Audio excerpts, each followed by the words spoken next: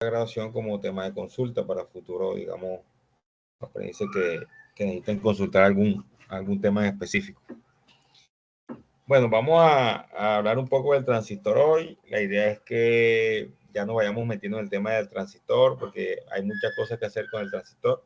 El transistor es un dispositivo que tiene muchas aplicaciones, mucho uso, y en la electrónica podemos decir que uno de los dispositivos que más ha influido en el desarrollo de lo que es la electrónica y la microelectrónica y todas esas nuevas tecnologías que han venido surgiendo. El transistor tiene mucho que ver en todo ese desarrollo. ¿Okay?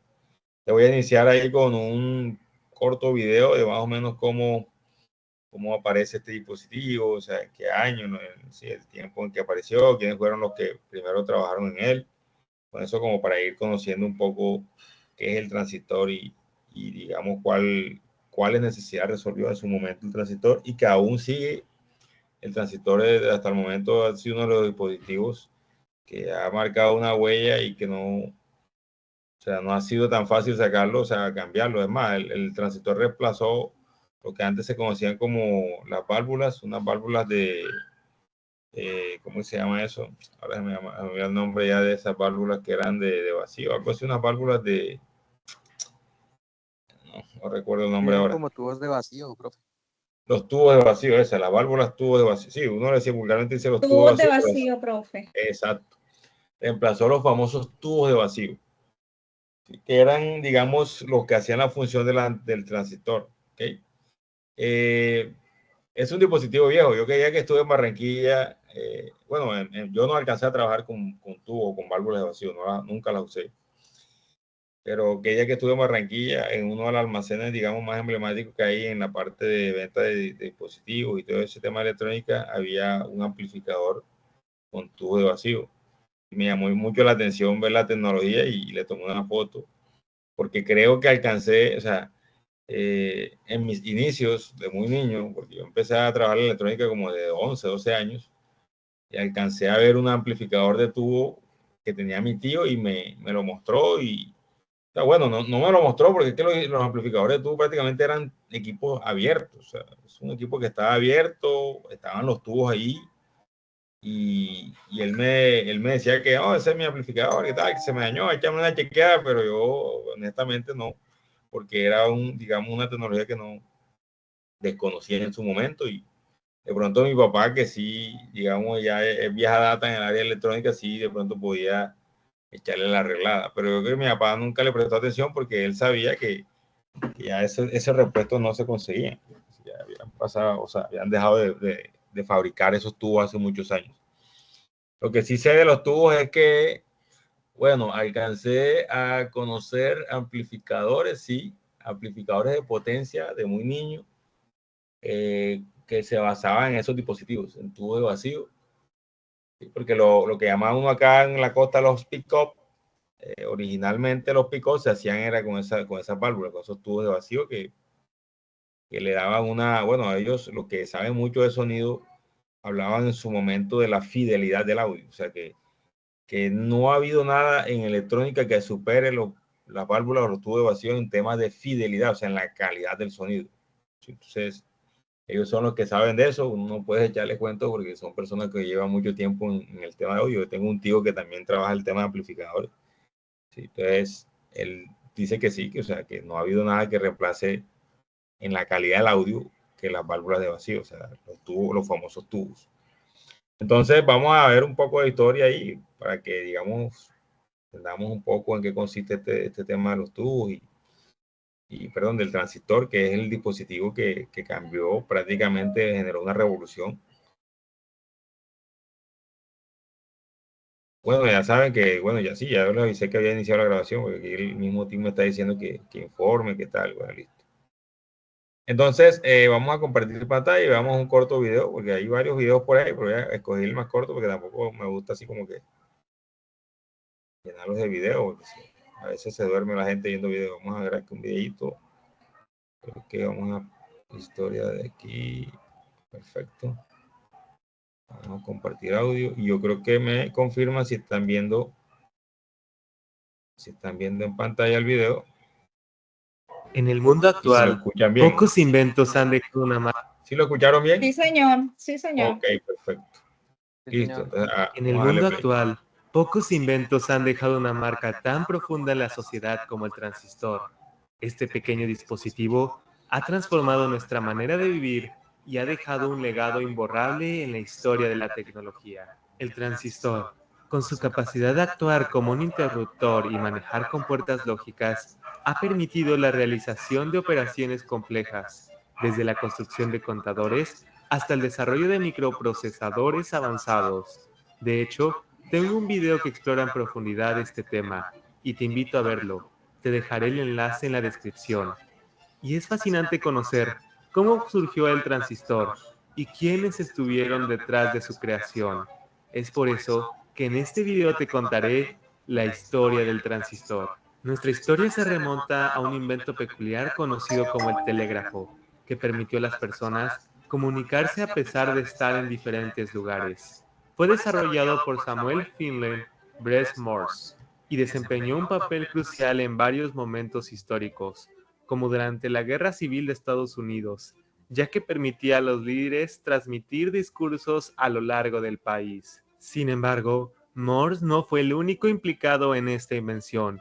Una de las personas que hizo una contribución significativa fue el profesor de química Leonard Gale, quien introdujo el uso del relé. Este dispositivo resolvió un problema crucial en la comunicación electrónica: la degradación de la señal a medida que aumenta la distancia, lo que inicialmente limitaba el alcance de los telégrafos. El relé funciona como un repetidor que refresca la señal enviada de un circuito a otro. Aunque es un invento bastante antiguo, sigue en uso hoy en día y su diseño no ha cambiado significativamente. Otra contribución importante al telégrafo fue el desarrollo del código Morse por el maquinista Alfred Bell. Este sistema permitió una comunicación más efectiva a través del telégrafo, estableciendo un estándar que revolucionó la forma en que las personas se conectaban a largas distancias. Con el telégrafo, comenzaron a surgir tanto mejoras como nuevos inventos en el campo de la comunicación. Uno de estos avances fue la radio de Marconi, que logró la comunicación a grandes distancias en el año 1894. Aunque tuvo un gran impacto, la radio de Marconi enfrentó varios desafíos, como la necesidad de una antena muy grande y que el receptor debía ser alimentado directamente por esta. Estas limitaciones impidieron que la radio de Marconi se convirtiera en un invento de uso común entre todas las personas. Es aquí donde entra un concepto crucial: la amplificación. Este descubrimiento se puede atribuir a varias personas, pero la contribución más significativa fue la de Lee de Forest, quien en 1906 logró crear el audión, el primer triodo de la historia. El audión consistía en un filamento calentado, una rejilla y una placa. Su funcionamiento se basa en que el filamento calentado en un tubo de vacío produce electrones mediante emisión termoiónica. Estos electrones se desplazan a través del vacío hacia el ánodo, creando una corriente eléctrica entre el ánodo y el cátodo. Un tercer electrodo, cargado negativamente, actúa como una compuerta que controla esta corriente, permitiendo que una pequeña señal amplifique una corriente más fuerte. El audión no dependía de una batería independiente, sino que también permitía su uso en largas distancias y tenía la capacidad de generar audio completo, lo que provocó un impacto significativo en la sociedad, influyendo en la cultura y la política. En esa misma época, otro invento estaba alcanzando un notable apogeo: la computadora. Las primeras computadoras podían realizar secuencias de operaciones aritméticas y lógicas. Inicialmente, estas máquinas eran mecánicas, pero con el tiempo comenzaron a surgir las primeras computadoras impulsadas por relés eléctricos, lo que permitió activar palancas mecánicas, reduciendo su tamaño, aumentando su velocidad y sentando las bases para programar computadoras mediante el sistema binario. Aunque de las más destacadas fueron la Z3, considerada la primera computadora moderna, y las computadoras de datos de torpedos, paralelamente surgió la posibilidad de utilizar tubos de audión de De Forest, que eliminó el uso de interruptores mecánicos y aceleró significativamente el cálculo de operaciones. Así nació la primera generación de computadoras que usaba tubos de vacío. Ejemplos notables de esa época incluyen las máquinas Colossus, empleadas para la inteligencia británica para realizar cálculos matemáticos, y la ENIAC, construida en Estados Unidos, que utilizaba alrededor de 20.000 tubos de vacío y era 1000 veces más rápida que una computadora electromecánica. Sin embargo, los tubos de vacío tenían sus complicaciones. Requerían grandes cantidades de energía eléctrica y generaban mucho calor, lo que obligaba a usar enormes salas para su correcto funcionamiento. En respuesta a estas limitaciones, varios inventores propusieron soluciones. Uno de ellos fue Julian Lilienfeld, quien sugirió que la idea de usar un dispositivo de estado sólido que controlara el flujo de corriente utilizando un campo eléctrico y materiales semiconductores. Sin embargo, no pudo continuar desarrollando su idea. Pasaron varios años hasta que en 1947 en los laboratorios Bell, un equipo compuesto por John Barden, Walter Brattain y William Shockley logró crear un dispositivo que utilizaba dos contactos de oro para alterar el estado superficial de un semiconductor de germanio, funcionando mediante transresistencia. Este dispositivo fue denominado transistor y tuvo dos funcionalidades principales: la amplificación de señal y su uso como interruptor, lo que permitió sustituir a los tubos de vacío. La importancia de este invento fue tal que sus creadores recibieron el Premio Nobel de Física en 1956.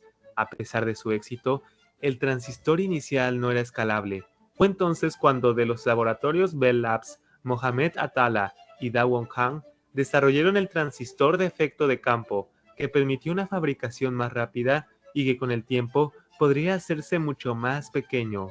Y el resto es historia.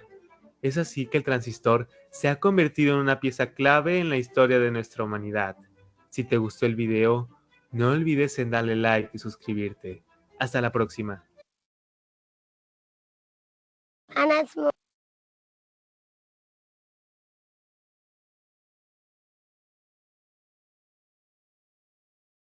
Listo, muchachos. Entonces hemos visto como una breve historia de lo que fue el desarrollo de este dispositivo y basado en las diferentes necesidades que habían para...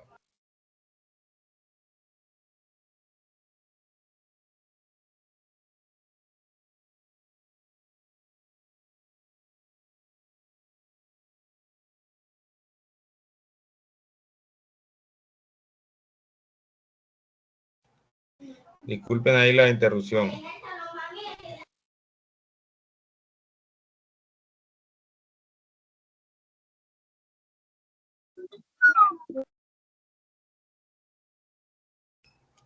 Listo. Perdón ahí la interrupción, que había un ruido acá. Bueno, entonces tenemos ese dispositivo que llamamos transistor. Reemplazó a las antiguas válvulas o tubos de vacíos. Como ustedes acaban de ver en el video, el tubo de vacío era un dispositivo que requería mucha energía, o sea, y además que también presentaba muchas pérdidas por el tema de que había producía mucho calor, o sea, era como un bombillo prácticamente, o sea, parecía un bombillo el dispositivo. Cuando enciende, eso es como si tú encendieras un bombillo. Lógicamente, todo en electrónica, todo lo que genera calor representan pérdidas, ¿no?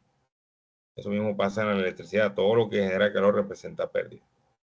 Entonces, el desarrollo de este dispositivo ha permitido, digamos, como lo escuchamos en el video, mejorar las tecnologías, hacer que los dispositivos sean cada vez más pequeños, más portables.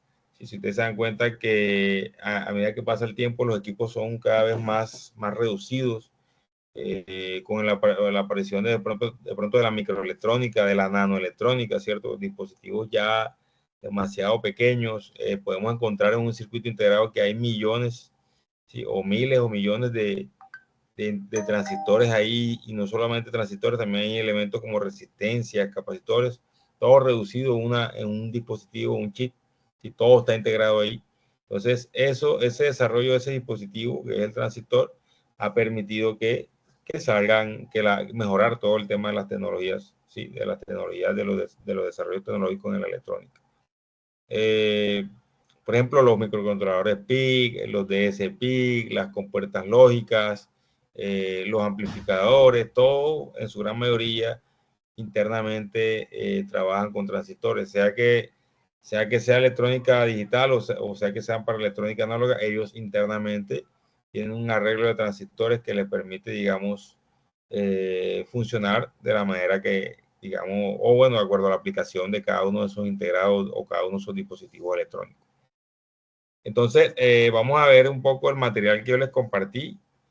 Con ese material vamos a estar viendo, digamos, algunos conceptos ya más que todo la parte teórica, cómo es la parte de la corriente, cómo fluye la corriente del dispositivo. Voy a compartir por acá la pantalla. Y vamos a empezar a revisar un poco ese documento con el fin de ir entendiendo un poco más lo que son los símbolos de ese dispositivo, qué simbologías tiene y algunas otras cositas más que podemos aprender del transistor. Bueno, aquí está el material. Dice transistores de unión, sí, y transistores de efecto de campo. Básicamente, esos son los dos tipos de transistores, incluso los mencionan en el video. O sea, los dos transistores más, digamos, más comunes, ¿no? Los efectos de campo y los transistores BJT. Listo, aquí vemos, dice, el transistor es un dispositivo de 3 terminales, por lo que entre ellos hay 6 variables eléctricas de interés, tales 3 corrientes y 3 tensiones. ¿Okay? Pero conociendo 2 corrientes se pueden calcular la tercera, ley de los nodos. Y conociendo 2 tensiones se calcula la tercera, ley de Mayer. ¿Sí? Ley de los nodos, acuérdense que están ley de nodos, es una de las leyes de Kirchhoff, que obedece a la ley de corriente. Y ley de Mayer es la ley de Kirchhoff que obedece a la ley de tensión. Así que dice que toda la suma de todas las tensiones en un lazo cerrado es igual a 0. Y la ley de nodos dice que la suma de las corrientes que entran a un nodo o a un nodo o un nudo es igual a 0 también. ¿Okay? Entonces toma un terminal común. Básicamente, esta es la forma como se presenta un transistor.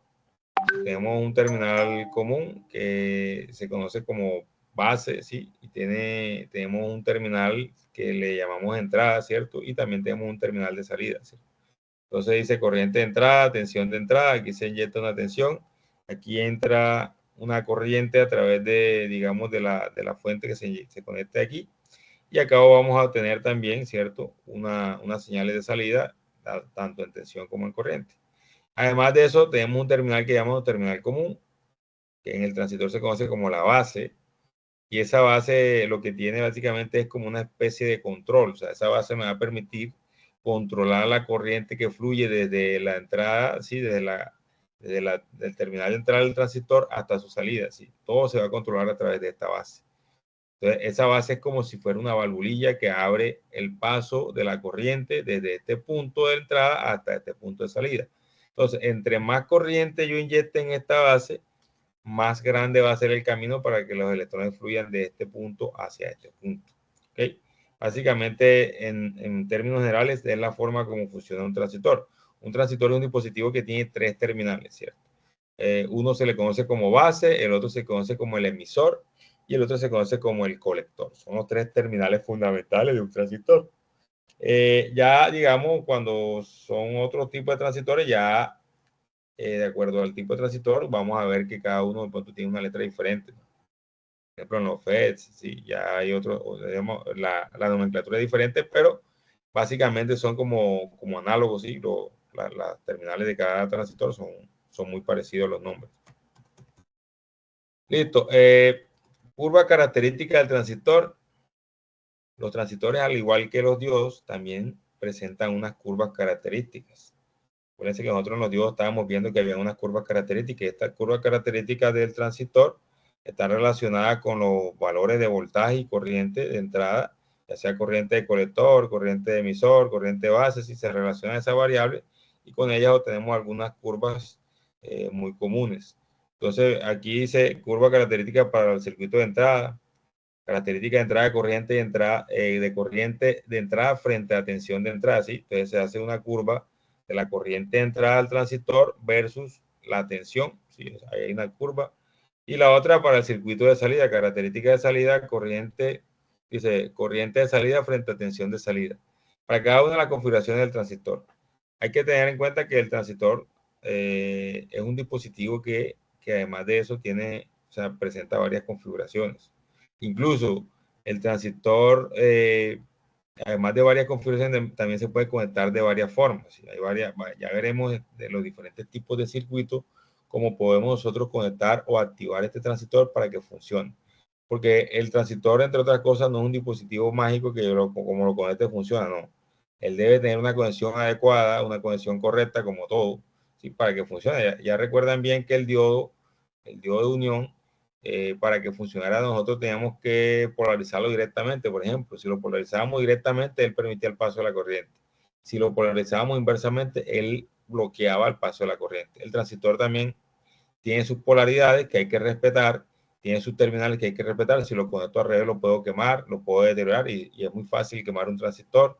Si yo, por ejemplo, invierto la base, porque también es algo muy importante, todos los transistores no son iguales. Hay diferentes tipos de encapsulados, o sea, vienen encapsulados de diferentes maneras. Y eso hace que, o eso nos obliga a nosotros los técnicos a revisar, ¿sí? Las personas que manejamos la parte técnica del transistor, a revisar cuál es su base, cuál es su colector y cuál es su emisor para poder conectar el dispositivo de la manera más correcta. ¿Por qué? Porque si yo lo conecto de la forma que no es, lo más probable es que deteriore el dispositivo. ¿Ok? Entonces aquí le decía, hay unas curvas características de entrada y de salida. Hay que tener mucho de cuenta, esas curvas son muy importantes a la hora de nosotros hacer los diseños, de hacer los montajes, de, digamos, de calcular o seleccionar un transistor. Saber, digamos, conocer su curva para ver cómo es el comportamiento de la corriente y de los voltajes de ese transistor. Dice aquí, dice, dado que existen 4 variables, 2 de entrada, ¿sí? Voltajes y corrientes, y 2 de salida, voltaje de salida y corriente de salida para cada configuración, y que lo que ocurre en la entrada puede afectar a la salida y viceversa, las curvas características del transistor suelen incluir una nueva dependencia, ¿cierto? Dice entrada, sí, para la curva de entrada, y es igual a F1 por BE, B sub S, es decir, que la corriente de entrada está en función de la tensión de entrada y para varias tensiones de salida BS, ¿sí? Y salida IS, la corriente de salida, además de eso está en función de la corriente IS como función de la tensión de salida BS para varias corrientes de entrada, ¿sí? Entonces, lo que quiere decir es que el transistor básicamente es un dispositivo que tanto, o sea, la corriente de salida de este dispositivo va a estar en función de las corrientes de entrada, ¿sí? Ya sea que sea corrientes de entrada por el colector, ¿sí? O corrientes de entrada de la base, que eso lo estaremos viendo un poco más detallado cuando ya entremos a ver las diferentes configuraciones del transistor, cómo van, o sea, cómo es el comportamiento de las corrientes en cada uno de estos dispositivos, ¿sí? Cómo es el comportamiento de la corriente de colector, cómo es el comportamiento de la corriente de emisor y cuál es la influencia o digamos cuál es la importancia. Bueno, básicamente el transistor funciona en base de la corriente de la base. ¿Sí? Si el transistor no tiene corriente base, básicamente el transistor no va a funcionar. O sea que esta corriente de salida depende no solamente de la corriente que entra acá, sino también de la corriente de la base. ¿Sí? Eso lo vamos a ver ahorita en las configuraciones que vamos a ver más abajo. Listo, dice, transistores y familias principales. Descripción básica de su funcionamiento. Tenemos aquí los transistores más comunes que son los tipos BJT. Dice, fuente de corriente de salida controlada por corriente de entrada. ¿Sí? Entonces, aquí tenemos aquí un BJT, con el cual lo que me dice es que la corriente de salida es controlada por las corrientes de entrada. Entre esas está la corriente de lo que llamamos nosotros la base, ¿no? Entonces, fíjense que aquí tenemos la corriente de base, ¿sí? Aquí tenemos la corriente de colector y en este caso sería la corriente de emisor, que sería como el terminal común para esta configuración. Y también tenemos los famosos transistores de efecto de campo, ¿sí? Que ya estos funcionan de una forma diferente, ¿sí? Los BJT, bueno, tienen una desventaja frente a los transistores de FET, ¿sí? Los transistores FET son un poco más rápidos y se usan mucho más en circuitos como con puertas lógicas, ¿sí? Por la velocidad. No sé si se acuerdan, nosotros estábamos hablando la clase anterior del diodo de barrera, ¿cierto? El diodo de Schottky, que es un diodo que responde mejor a las altas frecuencias, o sea, era un poco más rápido y generaba menos pérdidas, ¿sí? Esa era la ventaja de ese diodo. Bueno, acá también pasa algo muy similar. El diodo BJT, el transistor BJT, perdón, encontramos que está conformado por la base, el emisor y el colector, pero presenta una serie de desventajas frente a un transistor de tipo FET. Sí, los transistores tipo FET son un poco más veloces, o sea, tienen una velocidad de respuesta mucho más rápida que los BJT. Incluso hay unos transistores mucho más poderosos que los FET, que son los famosos MOSFET, ¿sí? Que es otra tecnología mucho mejor que los FET, que son los que usan más que todo para sistemas de potencia. Incluso ya hay unos dispositivos que, bueno, ya no se consideran transistores, sino que ya hay unos dispositivos que se llaman IGBT, que también son unos dispositivos que son para manejar potencia, son los que usan los variadores, ¿sí? Los equipos así que de alta potencia, donde se manejan corrientes alternas de alta potencia, de alta corriente, se usa esos famosos IGBT que son, o sea, se podrían comparar o asimilar como si fueran unos transistores, pero ya digamos son unos dispositivos mucho más avanzados, o sea, que tienen mucha más tecnología que un transistor convencional. Listo, entonces, por lo general los BJT son transistores de pequeñas señales, son transistores de pequeñas potencias, ¿sí? Incluso los FET también se consideran dispositivos de pequeñas potencias, pero la diferencia entre el FET y el BJT es que el BJT responde un poquito mejor a la frecuencia, o sea, es mucho más rápido. Y ya los MOSFET son dispositivos de mediana potencia, o sea, que me pueden controlar corrientes un poco mayores. Mientras que ya un IGBT es un dispositivo ya que trabaja ya, digamos, con grandes potencias, muy grandes potencias, incluso de 200 caballos, motores de grandes potencias, bombas de 100 caballos, y ya eso se maneja con esos dispositivos que son, digamos, son diseñados exclusivamente para manejar altas potencias. Listo, entonces aquí vemos como una representación de un diodo, de un transistor, estoy todavía con el tema de los diodos, ¿sí? Entonces dice transistor BJT, transistor bipolar de unión, y eso digamos es lo que traduce la sigla BJT. Transistor bipolar de unión, que quiere decir bipolar, transistor, perdón, bipolar, juncture, bueno, yo no soy bilingüe, transistor, más o menos lo que quiere decir la sigla BJT, dice fuente de corriente, salida controlada por corriente, ¿sí? Entonces, la salida de este transistor está controlada por una señal pequeña de corriente que está en la base. Presentan una ganancia, ¿cierto? Ellos presentan una ganancia que se conoce como beta para casos cuando estamos analizando el diodo, el transistor en corriente directa, o también HF, ¿cierto? O HF cuando ya se analiza, digamos, su respuesta en la frecuencia, ¿sí? Cuando ya trabajamos ya con señales, ya sea en corriente alterna, ya usamos esto, ¿sí? Porque a él se le hacen dos análisis, uno cuando monta un circuito con un transistor, uno lo analiza en corriente directa, ¿sí? Lo que quiere decir que hay que polarizar el dispositivo, inyectarle una corriente directa para que él funcione.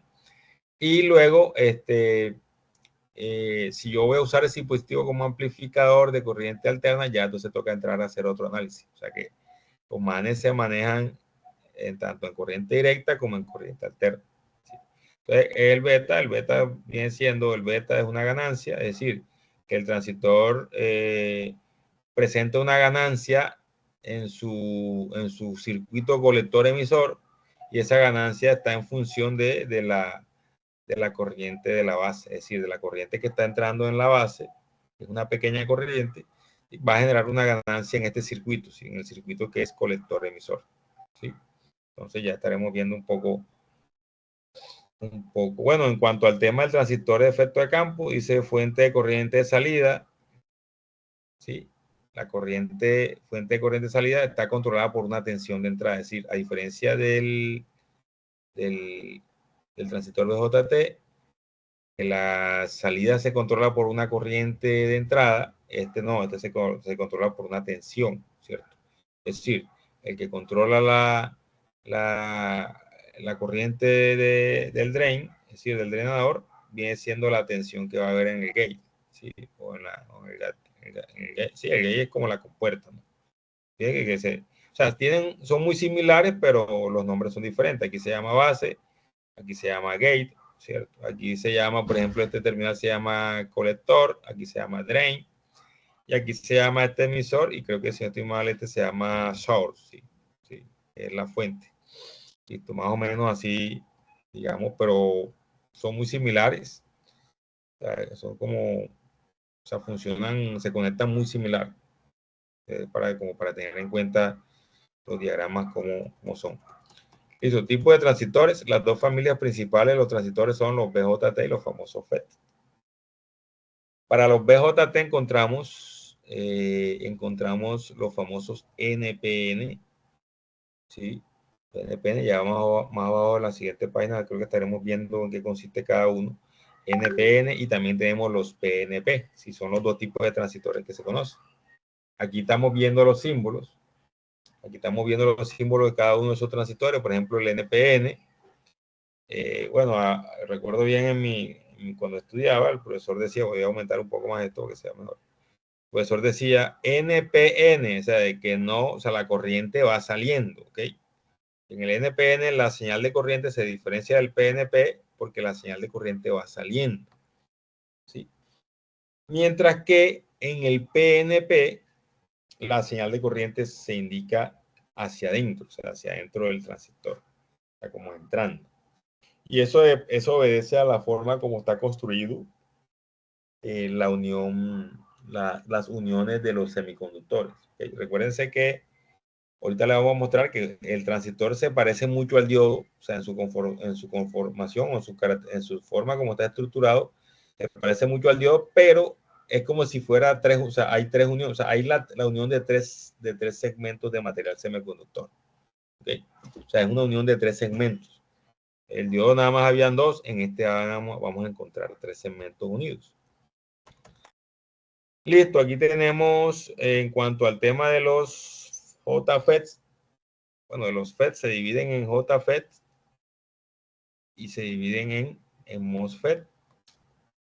¿Sí? Entonces, los JFET encontramos de tipo P, de canal P, y también podemos encontrar JFET de canal N.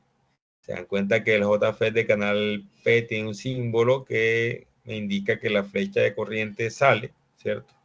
Mientras que el de canal N tiene el símbolo que indica que la flecha de corriente ingresa. Entonces, esos son los tipos JFET. Los transistores JFET son transistores para muy pequeña señal, responden muy bien a la frecuencia, o sea, son muy rápidos. Se usan mucho para el tema de compuertas porque son muy rápidos, ¿cierto? Una de las características de estos transistores, a diferencia de los anteriores vistos, ¿sí? A diferencia de los BJT, una de las características que permiten usar este tipo de tecnología para transistores es que ellos manejan, o sea, permiten manejar buenas corrientes. Además de eso, son muy rápidos, ¿sí? Y tienen alguna característica fundamental, es que la impedancia de entrada es muy alta, o sea, tienen una impedancia alta de entrada, lo que es ideal para reducir las pérdidas, ¿sí? O sea, se reduce las pérdidas de señal. Por ejemplo, si yo quiero hacer un amplificador con un BJT, se genera mucha pérdida por las bajas impedancias de la entrada de los transistores. Mientras que un MOSFET, las impedancias son mucho más altas, lo que va a permitir que la señal original que estoy inyectando no se pierda mucho, ni se atenúe, sino que llegue y sea amplificada tal cual como se está inyectando. Okay. Cabe resaltar que los transistores no son dispositivos mágicos. Muchas veces yo a veces me preguntaba cuando estudiaba, ¿cómo es eso que el transistor amplifica?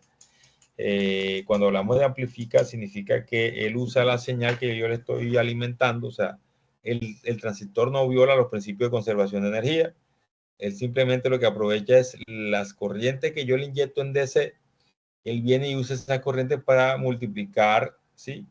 Las pequeñas señales que llegan a su base y las convierte en señales grandes en AC, ¿sí? Ya estaremos viendo cómo hacer eso. Pero básicamente él no genera corriente ni genera señales adicionales a lo que se le está inyectando. Es decir, la potencia que entra es igual a la que sale, ¿sí? Entonces yo conecto al transistor para que él rinda, yo debo entregarle la energía que él necesita.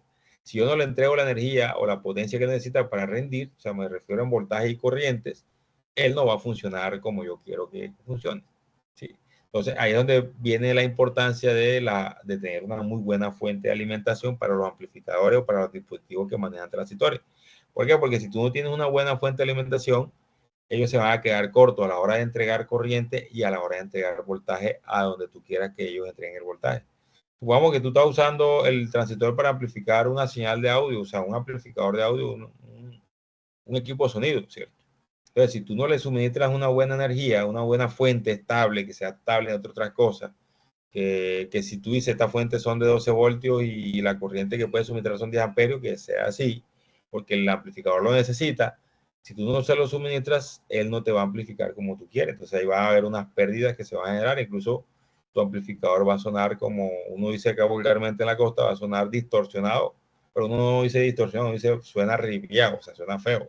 ¿Por qué? Porque lógicamente la distorsión que se presenta es porque se van recortando las señales debido a que no se está entregando la corriente y el voltaje que necesita el transistor. Entonces hay que tener eso claro, que los transistores no son dispositivos mágicos.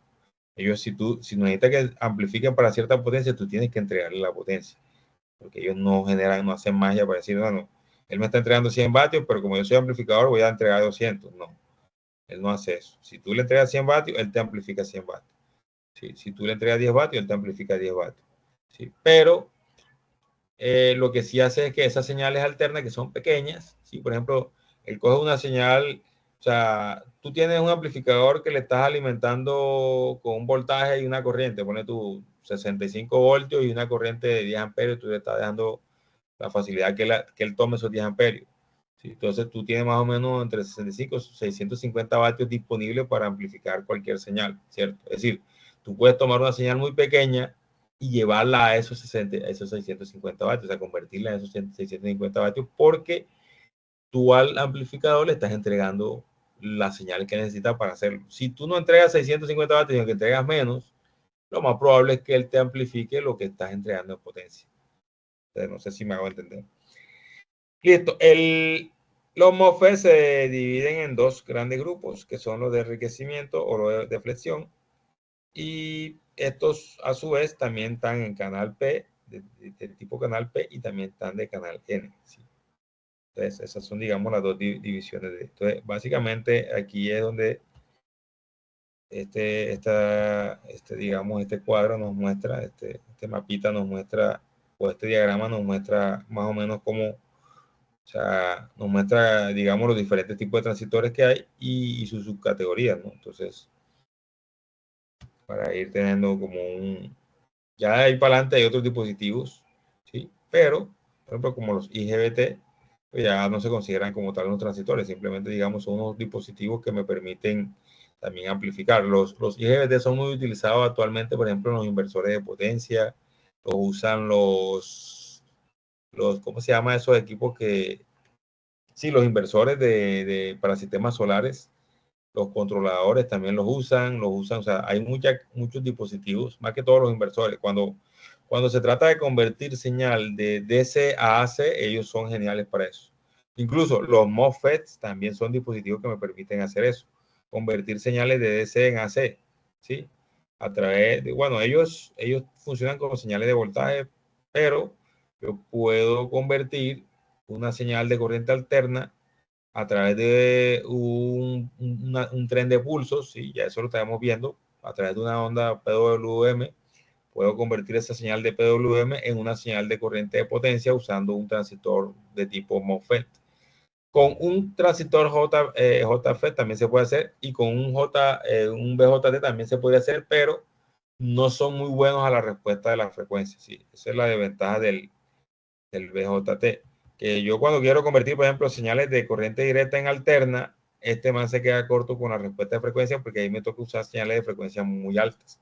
¿Sí? Para lo que son las señales PWM, son señales de frecuencias que ya el hombre se empieza a quedar corto, se empieza a convertir en un problema porque su resistencia de entrada empieza, digamos, a atenuarse y eso hace que las corrientes también, lógicamente, se generen muchas pérdidas acá en la corriente colector, porque entre más pérdida hay aquí en la entrada, lógicamente esa pérdida se va a reflejar o se va a ver como un espejo en la salida y multiplicada, que no es lo mismo. Entonces, eso es para tener en cuenta este tema de los PJT y los FED. Listo, transitor bipolar de unión. Aquí están los dos transistores conocidos, uno como NPN y el otro como PNP. Estos son los dos transistores más, digamos, entre ellos por ejemplo, el 2N2222, que es uno de los transistores más conocidos, más utilizados. También está el otro que es el 2N3904, también es como un reemplazo del 2N2222. Bueno, hay transistores, hay muchos. ¿Y por qué? Porque es que cada transistor tiene una característica específica, por lo menos cada transistor puede soportar un voltaje diferente. Cada transistor puede, por ejemplo, o sea, bueno, eso de acuerdo, es una familia, pero de acuerdo a su referencia, puede para más corriente de colector 1, el otro tiene más ganancia, ¿sí? Más ganancia, es decir, de la pequeña señal que yo inyecto en base, me va a permitir tener más ganancia entre colector y emisor. El otro puede que lo conecte a un voltaje mayor, puede que me permita tener mayores corrientes en colector. O sea, cada transistor es, por decir, es un mundo, ¿no? O sea, cada transistor es un mundo. Y aún así, los transistores son tan complicados, o sea, el mundo de los transistores está complicado y el tema de las fabricantes, que pueda que yo conecte un transistor en un circuito y funcione perfecto, y si lo retiro y pongo otro con las mismas características, o puede ser con la misma, incluso con la misma referencia, puede que algo cambie en el circuito. O sea, porque ellos, por tema de fabricantes, todos no tienen la misma, aunque tenga el mismo nombre, pero todos no son iguales, ¿sí? O sea, hay mínimas variaciones. Es muy difícil hacer que, incluso del mismo fabricante, muy difícil hacer que un transistor se parezca a otro. Siempre, por mucho que uno quiera, hay alguna mínima diferencia entre uno y otro, ¿sí? Entonces, a veces es muy complicado diseñar, porque uno a veces hace un diseño, hace unos cálculos y monta el transistor y funciona bien, pero resulta que se te quema el transistor y como lo cambies por otro, puede que el circuito no responda igual. O sea, puede que vas a encontrar una pequeña variación, puede que se recaliente el transistor, puede que de pronto haya más resistencia de entrada, haya más pérdida, puede que, ¿qué más puede ser? Incluso si eso pasa con la misma referencia de transistor, es decir, yo tengo 2N2222 y estoy cambiando, y puedo ver cambios notables, o pequeños cambios. Ahora, ¿cuánto no pasa, por ejemplo, muchas veces que es arbitraria la gente, y más que todos los técnicos, que sacan un transistor y ponen otro sin tener en cuenta cuáles son las características de ese transistor, ¿sí? No, es que eso va ahí porque esta es la base, este es el colector y este es el emisor. No, o sea, uno tiene que ser muy cuidadoso porque hay dispositivos donde es muy importante la frecuencia, ¿sí? Hay dispositivos donde es muy importante la corriente que está limitando el transistor o que está amplificando. Entonces, yo no puedo poner un transistor de forma arbitraria porque puedo generar un daño mayor en la placa, ¿sí? Porque hay que tener mucho en cuenta a la hora de seleccionar el transistor que las características sean las más similares posibles. Listo, dice dispositivo electrónico fabricado usando semiconductores. Lógicamente, el transistor es un dispositivo basado en semiconductores. Ya nosotros sabemos qué son los materiales semiconductores.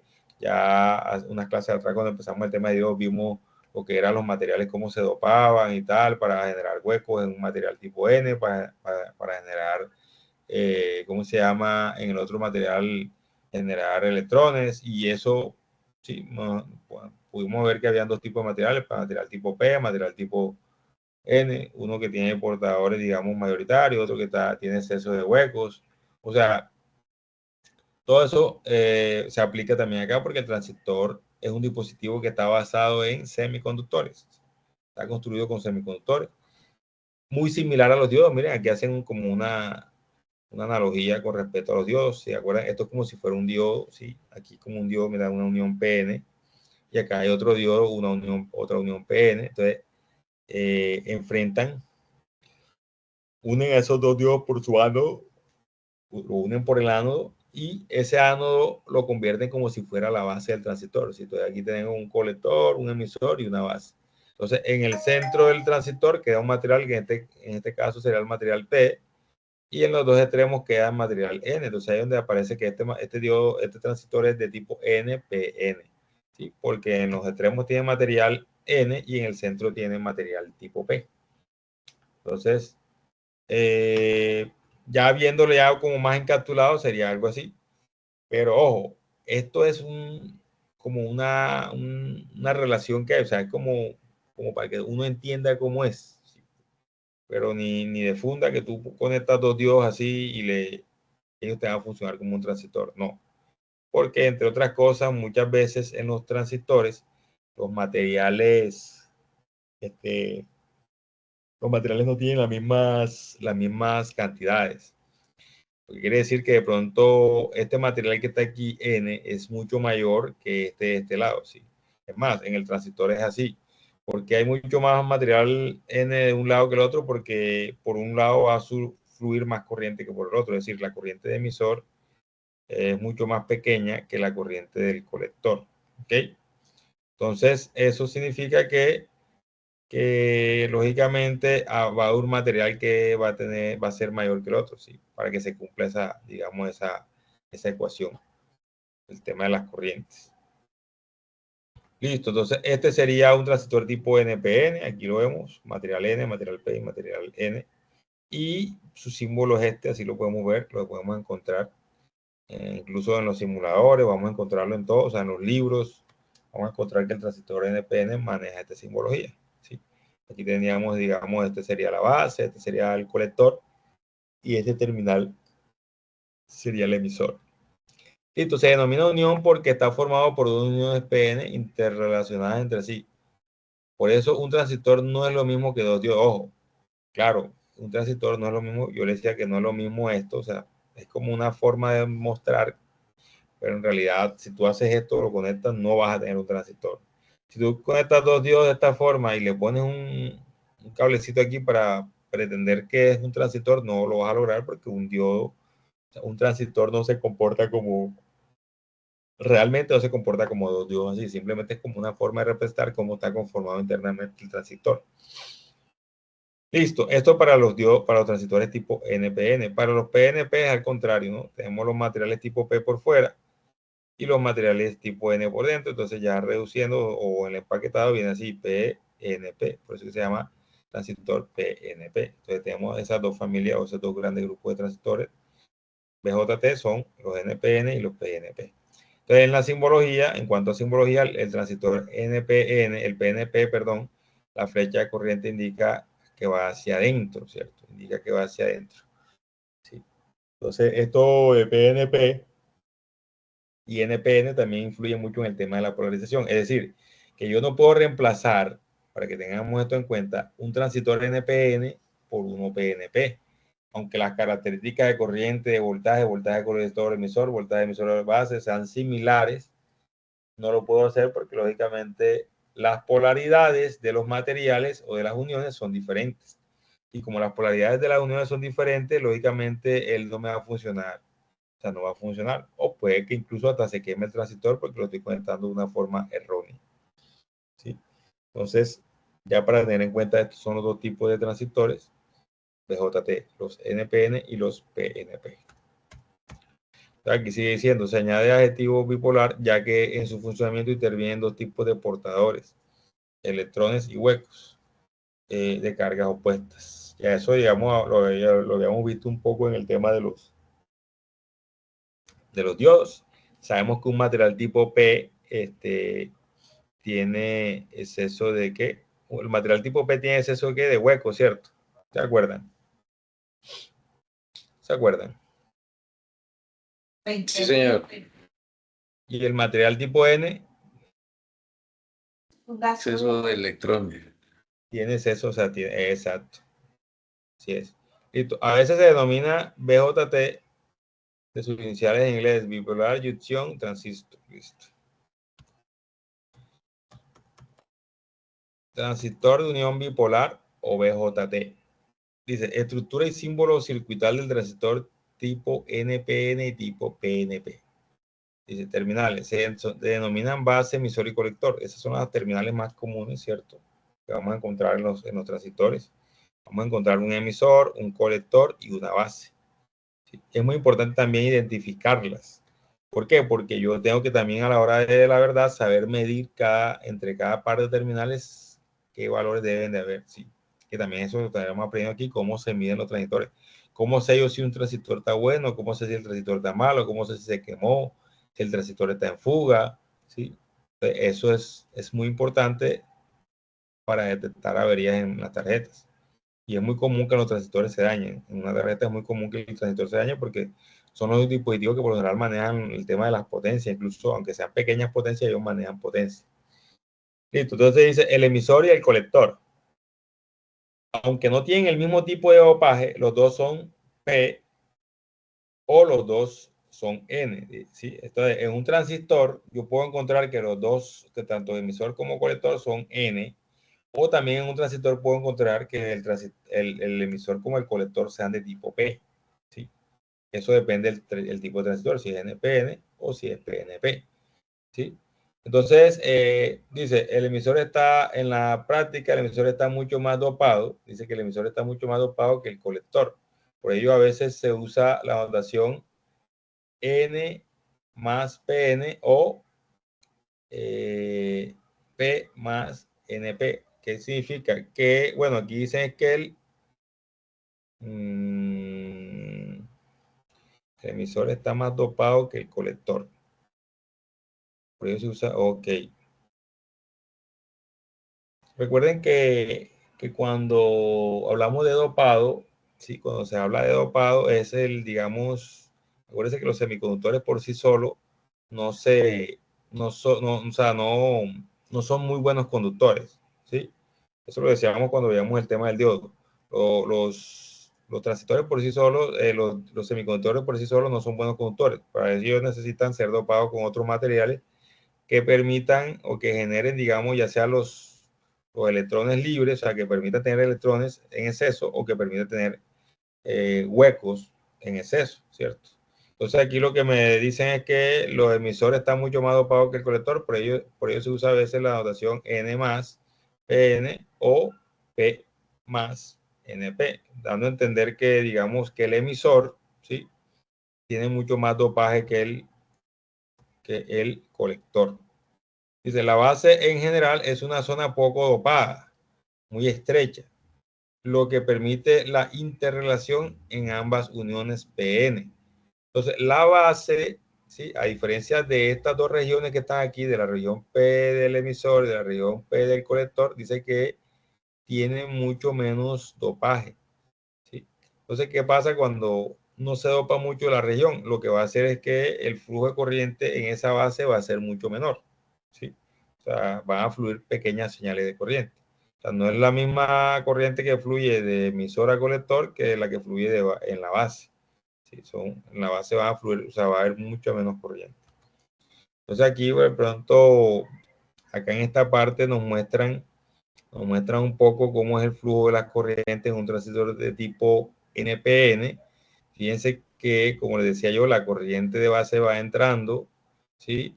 Y la corriente de colector también va entrando, ¿sí? Entonces, fíjense, entra corriente de base, entra corriente de colector y salen todas por la corriente, por el emisor, ¿sí? Entonces, fíjense que sin necesidad de hacer mucho análisis, yo puedo aplicar un análisis de nodo acá. Yo puedo decir que la corriente que entra, que es la corriente base, más la corriente de colector, es igual a la corriente o sea, a la corriente del emisor. ¿Sí? Y acá pasa lo contrario. Fíjense que acá, bueno, básicamente lo mismo y se conserva lo que es aplicando el principio de conservación de la carga. La corriente fluye en esta dirección, ¿sí? Por los tipos de materiales que hay, ¿sí? Por la forma como está conformado digamos, el triodo por decirlo así. La corriente entra por emisor y luego se divide, sale hacia la base un pequeña señal de corriente y sale hacia el colector una gran señal de corriente. Siempre vamos a encontrar que entre emisor y colector se maneja una gran cantidad de corriente, mientras que la corriente que sale a la base es una corriente muy pequeña, o en el caso del NPN, la corriente que entra a la base es una corriente muy pequeñita. Entonces, más o menos para que tengamos una idea de cómo fluyen las corrientes en estos dos tipos de material. Es por ello que es muy importante la forma correcta de polarización. ¿Sí? Ya lo estaremos viendo los diferentes tipos de polarización de los transistores. ¿Por qué es importante polarizar bien el transistor? Porque si yo polarizo mal un NPN, lógicamente voy a hacer que las corrientes fluyan en dirección contraria. Lo que va a pasar es que en realidad no va a fluir nada. O puedo que sí fluya, pero lo que voy a hacer es que el transistor entre en la fase, en la región de corte, o también puede que entre en la región de saturación, depende cómo yo le inyecte la corriente, ¿sí? Cómo yo polarice el transistor. Entonces, es muy importante saber polarizar el dispositivo para que él funcione de manera correcta. Si yo lo polarizo mal, de seguro que no va a funcionar bien, empezando por ahí. Es muy importante el tema de conocer cómo se polariza cada transistor. Entonces, por ningún motivo, ¿sí? Por tema de configuración y conexión y de polaridades, se puede reemplazar un NPN por un PNP.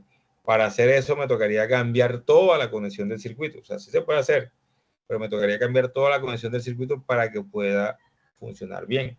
Eso de pronto en una protobar se puede hacer sin ningún problema. Pero cuando ya hablamos, por ejemplo, de un circuito impreso montado, o sea, hacer un ajuste o un cambio al circuito ya no va a ser tan similar, ¿no? O sea, no va a ser tan fácil o tan sencillo. Entonces, no se puede cambiar así de una, sacando el dispositivo, el NPN y cambiar un PNP porque no va a funcionar. O incluso se puede quemar el dispositivo porque queda mal polarizado. Señores, que tiene el micrófono abierto por ahí, por favor, me colabore. Vamos a ver por acá. Listo, muchas gracias. Listo, entonces seguimos por acá, por acá. Listo, entonces no sé, hasta el momento alguna pregunta, alguna duda que tengan de pronto, que algo que les llame la atención o algún aporte que quieran hacer también adicional. Les agradezco, por favor. Buenas noches, profe, y para Señor. todos. Pregunta, en el caso para saturar o bueno, poner en conducción o en corte el transistor NPN, la señal que inyecto en la base es positiva, ¿sí? En el caso del transistor... Regálame un segundito que no te estoy escuchando bien. Dame, me pongo los audífonos, ¿vale? ¿Quién habla, Diego? ¿Ahí me escucha bien? Sí, ya te escucho mejor. Diego. No, con Duván. Ok, bueno, listo. Se parece en la voz. Pues como te decía, el detalle, digamos, entrar pues para poner un transistor NPN en saturación, se inyecta una señal positiva en su base, ¿sí? En el Sí, caso señor. del PN, ¿qué tipo de señal debo inyectar? Bueno, Para poner ok, en el PNP. En el en el PNP. PNP. Bueno, como tú te das cuenta, la corriente va saliendo, es decir, que yo tengo que garantizar que la corriente fluya en sentido contrario y para eso me tocaría poner la fuente al revés, es decir, una señal negativa.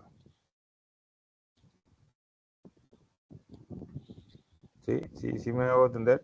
O sea, Ok. por flujo de la corriente me tocaría poner aquí una señal negativa para que él pueda hacer, digamos, el correcto flujo de la corriente, porque la corriente que fluye desde el transistor hacia afuera, o sea, fluye en este sentido. Okay. Así se polarizaría.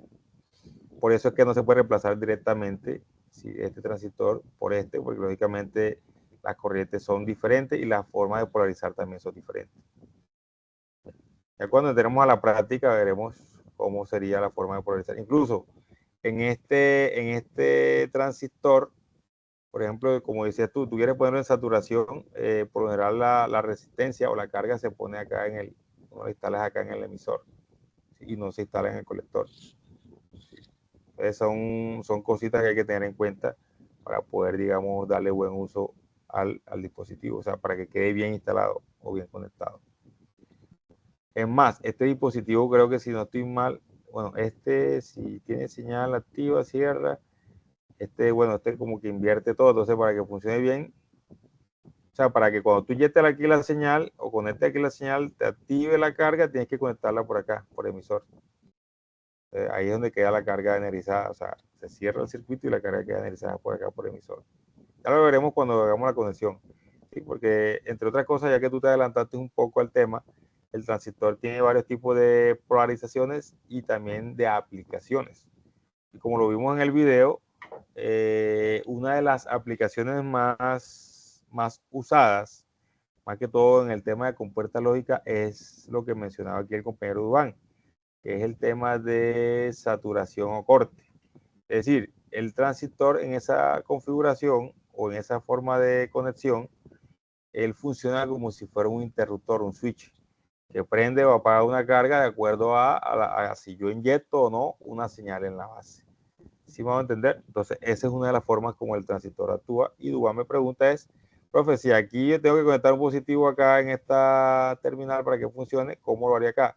Sí, acá sería la señal negativa. Me toca inyectar aquí una señal negativa y la única forma es poniendo la fuente como que es inversa, ¿no? Invertida, para que lógicamente la corriente fluya en este sentido. Sí. No sé si aclaré la duda del compañero Duván. Sí, profe, muchas gracias. O si lo dejé más confundido todavía. Bueno, este tema de transistores siempre tiene, digamos, sus bastantes cascaritas, porque es que son dispositivos que, entre otras cosas, son muy complejos. Y si ya uno entra al detalle del análisis de un transistor, ya digamos que incluso yo recuerdo bien cuando uno estaba estudiando, esta parte era la que más cacao daba.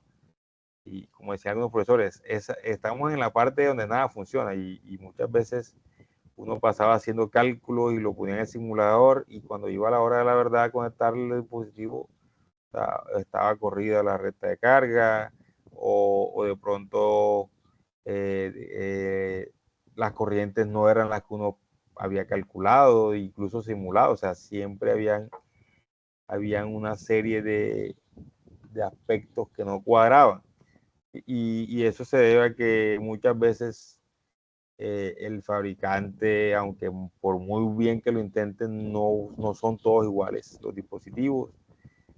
Incluso, bueno, hay un ingeniero que nos decía, no, o sea, lo que pasa es que si tú quieres diseñar con transistores, independientemente de que el fabricante te entregue una curva, lo más adecuado es tener nosotros nuestro propio trazador de curva. Ese trazador de curvas es el que nos va a permitir realmente conocer cuáles son las características de ese transistor. ¿Sí? Conociendo yo las características del transistor, yo puedo tomar decisiones sobre el diseño del dispositivo que estoy haciendo. De lo contrario, me puedo guiar por una curva que me da el fabricante, pero eso es una curva general para todos los transistores que él fabrica, pero no, o sea, aunque él trate todos de hacerlos iguales, nunca va a pasar, o sea, nunca va a pasar. Todos los transistores no son iguales. Siempre hay una mínima variación entre uno y otro.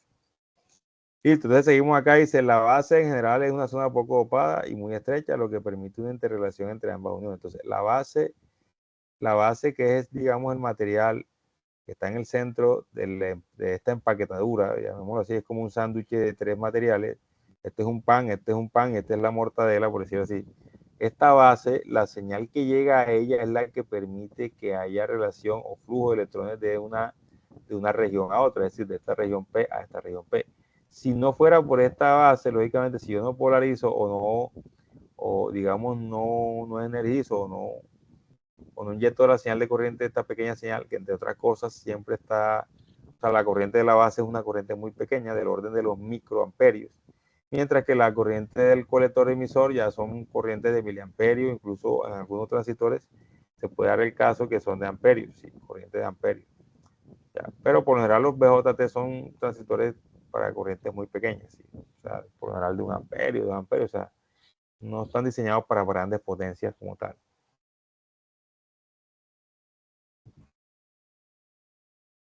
Listo, entonces dice transistor bipolar de unión, o también conocido BJT, dice, una unión PN tiene dos modos de operación, polarización directa, que es lo que estábamos hablando ahorita con Duván que preguntaba, y también tiene la polarización inversa. ¿Sí? Hay dos tipos de polarización directa o polarización inversa. Entonces, cuando yo polarizo al transistor, bueno, estamos hablando aquí específicamente de la unión PN. Cuando yo polarizo de forma directa, eso lo conocimos, lo aprendimos cuando estábamos trabajando con diodos. Cuando yo polarizo de forma directa la unión PN, dice que ese es un momento en que esa unión va a permitir el paso de la corriente. Pero si yo polarizo esa unión de forma inversa, ¿sí? Ya esa unión va a entrar en lo que llamamos nosotros corte, que ya lo vimos en el diodo. Cuando yo polarizaba el diodo de forma directa, él conducía corriente, ¿sí? Mientras que cuando lo polarizaba de forma inversa, él me cortaba la corriente del circuito, o sea que no permitía que la corriente pasara. Entonces aquí dice, ahora en el transistor bipolar, y debido a que existen dos uniones, los modos o regiones de operación son 4 y reciben una nomenclatura. Dice, tenemos unión EB, ¿sí? Es decir, unión emisor base, y también tenemos la unión colector base. Entonces dice, si la unión emisor base está polarizado de forma indirecta, ¿sí? Vamos a verlo acá. Si está polarizado de forma directa y la unión colector base de forma inversa, ojo con esto, de forma inversa, esta es la región activa, ¿cierto? O activa directa de ese transistor. Es decir, que cuando yo hago esto, básicamente estoy dándole paso al transistor para que él trabaje, ¿no? O sea, para que él funcione. ¿Sí? Pero también hay otra forma de polarizar cada una de estas uniones. Está la forma donde yo polarizo la unión emisor base de forma directa y la unión emisor base de forma directa, y aquí hay una que en un estado de saturación. ¿Y qué es la saturación? La saturación es un momento en el cual el transistor permite que toda la corriente posible de emisor colector fluya a través de ellos. Es decir, cuando yo trabajo en modo saturación, como lo mencionó ahorita Duan, toda la corriente entre emisor, o sea, si este transistor me dice, no, que corriente de emisor máximo 1 amperio, entonces cuando yo pongo este transistor en saturación, estoy diciendo que él va a permitir pasar toda la corriente desde el emisor hasta el colector. Es decir, va a trabajar en su corriente máxima, eso dependiendo de cómo esté polarizado, porque también hay unas conexiones, ¿no? Hay unas polarizaciones que involucran una serie de elementos, que en este caso son resistencias, y esa resistencia también va a limitar la corriente del circuito. Como lo vimos en el diodo, cuando poníamos el diodo y poníamos la resistencia, y esa vez mostramos cómo es el tema de la recta de carga del diodo, que dependía también de la resistencia que poníamos en serie con el diodo. Aquí también pasa lo mismo. Cuando nosotros polarizamos el transistor, no lo podemos polarizar directamente con la fuente. Es decir, poner una fuente aquí, por ejemplo, más 20 voltios aquí y aquí 0, y aquí, por ejemplo, más 10 voltios, aquí 0. Tiene que haber una resistencia intermedia para controlar las corrientes, tanto en emisor, tanto en colector como en base. Entonces, las corrientes también van a depender muchas de esa resistencia que yo conecte al transistor para polarizarlo, porque eso va a ser los límites generales de ese circuito. Es decir, que esa resistencia que conecto para polarizar el transistor me van a permitir controlar de forma general cuál va a ser la máxima corriente que va a haber en el circuito o que el transistor puede trabajar. Entonces, vamos a encontrar que en el transistor tenemos polarización directa de emisor base y polarización inversa de colector base, y ahí dice que el transistor entra en región activa. ¿Sí? Entonces, si yo polarizo de forma directa, voy a volver un poco arriba, unión emisor base, unión colector base. O sea, si la unión emisor base está directa y la unión colector base está inversa, ¿qué significa eso? Entonces aquí sería, bueno, vamos acá en este transistor. Unión emisor base directa, ¿cierto? Si hablamos de directa, recuerden que esta es una región, ¿sí? Aquí tenemos una región P y acá tenemos una región N, ¿sí? Polarizar directamente. O sea, para polarizar directamente, ¿cómo sería? Tocaría que, bueno, material P, material N. Tocaría, para polarizar directamente, tocaría tener aquí, exacto, tocaría tener aquí una señal positiva y aquí una negativa, ¿cierto? Sí, para que esto quede polarizado directamente. ¿Estamos todos de acuerdo ahí? Habría que poner una señal aquí positiva y una señal acá negativa en el emisor. Positivo en base, emisor negativo.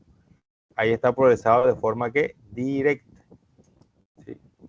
Y en colector tocaría polarizarlo de forma inversa, es decir, poner el positivo acá, ¿cierto? Y el negativo acá. y de esa forma quedaría polarizado de manera inversa con respecto a los materiales, a los materiales que tenemos. Aquí tenemos material P, aquí tenemos material o región P, región N. Entonces, si yo polarizo, no sé si aquí me permite sacar marcador, no puedo. Entonces vamos a llevarlo allá al recorte para que el recorte me ayude a hacerlo. O sea, lo que quiere decir eso es lo siguiente. Sí, acuérdense que la región P, ¿sí? En un diodo, la región P, más o menos podemos decir que es como si fuera el ánodo, ¿cierto? Y la región N es como si fuera el cátodo, ¿cierto? Entonces, si esto lo veo como un diodo, si esto yo lo veo como un diodo, me tocaría, por ejemplo, conectar una fuente aquí de la siguiente manera, ¿sí? Para que esto quede polarizado, sea positivo y esto negativo, para que este diodo que estoy viendo acá, idealmente hablando, ¿no? Las dos regiones de esta unión o esta juntura quede polarizado de forma directa, ¿sí? Entonces fíjense que estoy poniendo positivo en la región P y negativo en la región N. Y en el tema de base colector, tocaría polarizado de forma inversa, ¿sí? Entonces sería más o menos algo así. Y la fuente positiva, aquí así, y de este lado, con esto acá, el negativo, o sea que quedaría negativo en base y quedaría el positivo paralelo. Bueno, vamos a hacerlo acá abajito para que quede bien. Vamos a hacer algo aquí, hacer algo feo aquí. Sería negativo aquí y aquí positivo. ¿Sí? Pero fíjense que, lógicamente, al ser esto un material, ¿cómo se llama? Bueno, una región N y una P, esto me está quedando polarizado de forma inversa. ¿Sí? Entonces, que palabra más, palabra menos, es como si esta región va a quedar abierta y esta sí va, digamos, a permitir la conducción.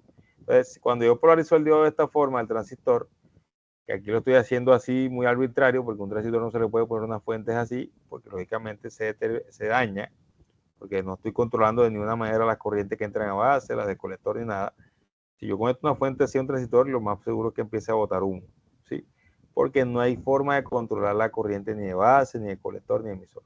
Entonces, para ello necesitamos instalar una resistencia, y eso lo estaremos viendo más adelante, ¿cierto? Una resistencia por lo menos que me permita tener ese control, ¿sí? Controlar la corriente que va por aquí y controlar la corriente por lo menos la que entra para acá y por lo menos la que va a entrar por aquí. Y porque por acá va a salir es una corriente, ¿cierto? Entonces, con esto yo estoy polarizando mi transistor. Listo, volvemos acá al documento. Esto es lo que quiere decir esta tablita que está acá. Entonces, si yo polarizo los dos en directa y directa, ese transistor va a estar en modo saturación. ¿Sí? O sea, cuando se hace polarización directa de las dos regiones, el transistor va a estar en saturación. Unión emisor base directa, unión colector base inversa, emisor base. Ok. Directa, saturación, inversa, corte. Es decir, cuando esas regiones las polarizo de forma inversa, se van a corte. Y cuando yo las polarizo inversa directa, dice, esa es una región inversa activa inversa. O sea, es decir, que quedaría la unión emisor base inversa y la emisor colector base quedaría en directa. Esto se aplica más que todo para los diodos, los transistores NPN, sería así, perdón, PNP, pero PNP porque toca polarizarlo inversamente para que pueda funcionar. Dice acá abajo, en aplicaciones de amplificación, electrónica análoga, se utiliza el transistor en activa directa. En electrónica digital, el transistor conmuta entre corte y saturación. Sí, eso lo decía yo ahorita. O sea, esta es la forma como se usa el transistor para la electrónica digital. Se conecta de forma que él esté en corte o en saturación. ¿Sí? Mientras que para la electrónica análoga, es decir, para amplificadores, para dispositivos de pronto de radio sintonía y cosas así, ya el transistor toca utilizarlo, digamos, como en la región activa. ¿Sí? Eso es más o menos lo que quiere de pronto decir acá. Dice, el transistor NPN en activa directa. Bueno, aquí era lo que yo les dibujaba por allá. Aquí está un poco más bonito. Dice, para operar el transistor en modo, para operar el NPN en modo activa directa, dice, base emisor directa y base colector en inversa, se necesita más tensión en la base tipo P que en el emisor, ¿sí? Tipo N, y más tensión en el colector tipo N que en la base, ¿sí? Entonces es por ello que la conexión se hace de esta manera. Entonces aquí lo que quiere decir es voltaje emisor base es menor que cero, ¿sí? Voltaje de emisor base es menor que cero. Dice entonces voltaje de base emisor, sí, voltaje de base emisor es mayor que cero. Bueno, lo que quieren dar a entender aquí es, digamos, la forma como está polarizado, ¿sí? Si yo miro el voltaje en emisor o la tensión emisor es una tensión que es negativa, ¿sí? De acuerdo a la polaridad de la fuente, es negativa. Lógicamente es mucho más negativa que este punto, o sea, y la tensión de base emisor, es decir, si yo lo miro desde la base hacia el emisor, desde el punto hacia acá, lógicamente la tensión de base emisor va a ser mayor que cero, o sea, esta tensión que voy a ver aquí, entre este punto y este punto, va a ser muy positiva, ¿sí? Y acá también tenemos la relación, dice, si la tensión base colector, ¿sí?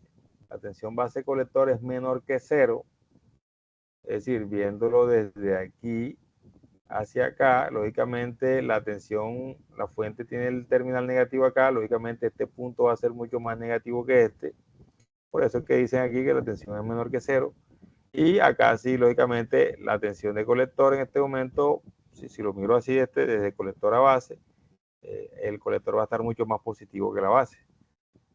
Entonces, por eso es que dice que la tensión de colector a base es mayor a cero. Entonces acá ahí concluye, dice, como la tensión en la base P es superior que la tensión en el emisor, ¿sí? Entonces voltaje de base a emisor va a ser igual a voltaje de base menos voltaje de emisor, y eso va a dar mayor que cero, lógicamente, ¿no? En este caso, voltaje de base menos voltaje de emisor es igual al voltaje de la tensión que hay aquí en este momento. Dice, con respecto a la unión base-colector, el voltaje base-colector es menor que cero, ¿sí? Si lo vemos desde la base hacia el colector, va a ser menor que cero, ¿sí? Entonces dice, para polarizar el transistor PNP en activa directa, las tensiones serían justamente las opuestas, ¿sí? Justamente para polarizar el transistor PNP en activa directa, las tensiones serían justamente las opuestas, ¿sí? Entonces, lógicamente, ya con esta fuente, de la forma como están conectados, ya este transistor queda polarizado de forma directa.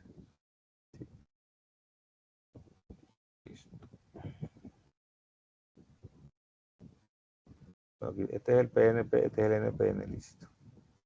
Dice el transistor NP en región activa directa.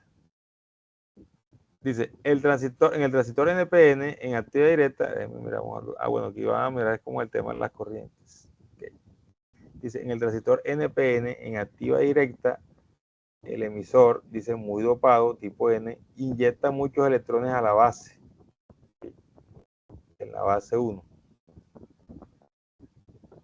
¿Sí? Como la base es muy delgada, la mayor parte de ellos alcanzan el colector.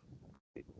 Pero claro, cuando hablamos de muy delgada, ellos se refieren a la región. Aquí, lo que pasa es que aquí la muestran como una región grande, pero en realidad la base tiene una región muy fina, o sea, muy delgadita. Entonces, ¿qué pasa? Que esos electrones que inyecta el emisor, ¿sí? Dice, el emisor está inyectando unos electrones, para acá, para la base, va a fluir una pequeña cantidad, o sea, va a quedar una pequeña cantidad de electrones, y casi toda la gran mayoría de electrones se va a ir o va a circular entre colector, ¿sí? Colector y base. Entendamos aquí, ¿no? Que las flechas aquí se ven opuestas porque lógicamente ustedes entenderán que que por convención la corriente fluye en un sentido, pero teniendo en cuenta que los que fluyen son los electrones en realidad, ¿sí? Se muestra acá dentro del transistor un fluido o un flujo en sentido opuesto, ¿cierto? Entonces, más o menos para que tengamos, porque no, empezamos porque las flechas están al revés, no es que están al revés las flechas, simplemente es que hay un flujo que es convencional, ¿sí? El flujo de la corriente convencional que se supone que fluye de más a menos, ¿sí? De izquierda hacia derecha o de arriba hacia abajo, y hay un fluido de corriente que es no convencional, lo que llamamos nosotros real, que es la verdadera forma como fluyen los electrones, que es de menos a más, ¿no? O sea, de la parte negativa de la fuente hacia la positiva. Listo, entonces aquí vemos algunas partes muy importantes en el transistor, dice difusión de electrones. Lógicamente aquí se arrastra electrones y huecos en base colector. Son unos fenómenos que se dan acá en el transistor. Dice que esta IS es muy pequeña, una corriente que se genera aquí de arrastre es muy pequeña. Eso es lo que decía acá de que hay unos electrones que se arrastran hacia la base, ¿sí? Hay unos electrones que se van hacia la base y la gran parte de la corriente de los electrones se va desde emisor al colector, pero por base fluye una muy pequeña cantidad de corriente. Entonces acá como conclusión dice la cantidad de electrones que pasan de emisor hasta el colector, flujo elevado, es decir, corriente elevada, se controla mediante la corriente que entra por la base. Entonces, lógicamente, como esta región que es muy poco dopada, que se conoce como base, ¿sí? Al inyectarle corriente, ella va a generar, digamos, o va a permitir o no va a permitir que más o menos electrones pasen de colector a base. Entonces, esto es lo que va a hacer que el transistor sea un dispositivo muy interesante y que resuelva muchos problemas.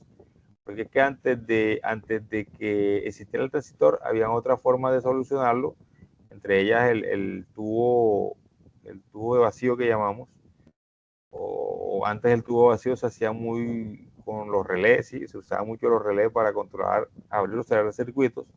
Ya con el transistor se puede abrir o cerrar los circuitos, pero además de abrir o cerrar los circuitos también puedo controlar, o sea, es decir, dosificar la corriente que pase de colector a emisor, ¿cierto? Entonces eso es una ventaja porque yo puedo decir, hey, necesito que pase mucha corriente, o puedo decir, necesito que no pase nada de corriente, o también puedo decir, hey, necesito que pase un 20% de la corriente, un 10%, un 5%, un 25%, o sea, puedo hacer un control mucho más fino, ¿sí?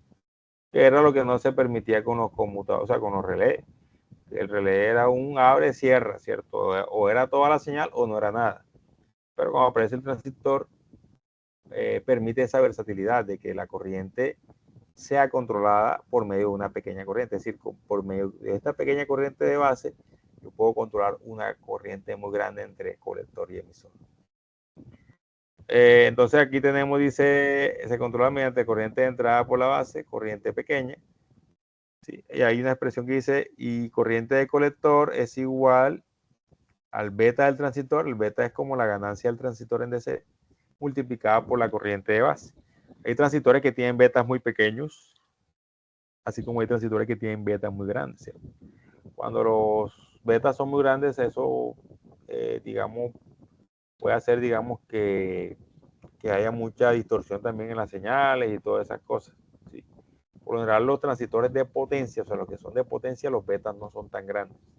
Por eso es que a veces es necesario usar algunas configuraciones especiales de los transistores, como son los par Darlington, que son una especie de transistores en cascada, que ya también estaremos viendo en qué consiste esos par Darlington, que son unos transistores en cascada que lo que hacen es amplificar la corriente, o sea, permitir que el transistor pueda manejar o controlarse más corriente a través de la corriente de base. Listo, por eso se dice que el BJT es un dispositivo amplificador. Sí, claro, porque la corriente de colector va a depender de la pequeña señal de corriente de la base. Dice, recordemos que el flujo de electrones en un sentido es equivalente a una corriente en sentido contrario, carga negativa. Por ello, las corrientes IE y IS son contrarias al flujo de electrones. ¿Sí? Ver sentido en la figura. Sí, eso es lo que decía ahorita yo, el tema de cómo fluye la corriente y cómo fluyen los electrones, ¿cierto? O sea, por el tema de de que una cosa es el sentido real y otra cosa es el sentido convencional de las corrientes. Modelos del transistor, muy importante esto. Ya a nivel de ingeniería y diseño, se tienen unos modelos que me permiten hacer cálculos o tener una representación del transistor en un circuito como tal. Entonces veamos aquí unos modelos, hay diferentes modelos. Ya estaremos también viendo un poco más de los modelos. Dice, en cada zona de funcionamiento. En la zona activa, dice unión base emisor polarizada directa. Entonces ahí en la zona activa, este transistor va a tener la siguiente característica. El voltaje de base a emisor va a ser aproximadamente 0.7 voltios. Es decir, si yo mido, si este transistor está polarizado de forma directa, o sea, está polarizado para funcionar, si yo mido el voltaje de base a emisor, debe estar más o menos en este rango. ¿Sí? Mientras que el voltaje de colector a base, me dice que es menor a 0.7 voltios, ¿cierto? Ese sería el voltaje que va a haber entre colector y base. Entonces, fíjense que esto es como si fuera un diodo. ¿Sí se acuerdan del diodo? Que el diodo, ¿cómo se llama? El diodo maneja, cuando nosotros lo polarizamos directamente, manejaba un voltaje más o menos así, de 0.7 voltios. Listo, entonces para este caso, que el transistor, bueno, si se dan cuenta que hay una fuente, mírense, una fuente es específicamente de corriente, pero no es una fuente cualquiera, es una fuente que se conoce como fuente dependiente. Esa fuente dependiente del colector está dependiendo de quién, de la corriente de base. Es decir, que la corriente que va a fluir por esta fuente va a depender directamente de la corriente de base.